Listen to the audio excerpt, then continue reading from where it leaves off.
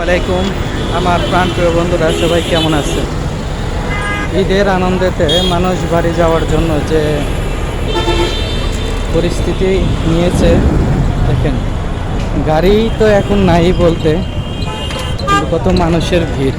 এই ভিড়ের ভিতরে কত মানুষ কষ্ট করে তারপরেও গ্রামের বাড়িতে যার যার গন্তব্য যাওয়া লাগবে সেই উদ্দেশ্যে সবাই রওনা দিয়েছে।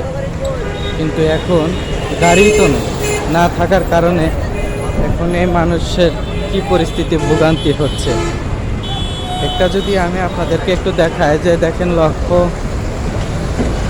প্রত্যেকটা জায়গায় এইভাবে মানুষের জাম, মানুষের জন্য গাড়ি ঘোড়া নাই। তারপরে আপনার সব গাড়ি তো সাইডে রেখে দিয়েছে, কিন্তু এখানে বলতেছে গাড়ি নাই গাড়ি নাই, কিন্তু এগুলো হচ্ছে ভাড়া বাড়ানোর জন্য এই পরিস্থিতিটা করেছে।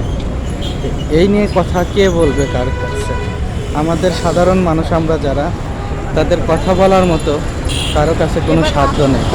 আর আমাদের কথা শুনবেই বা কে? এটাই বাস্তব।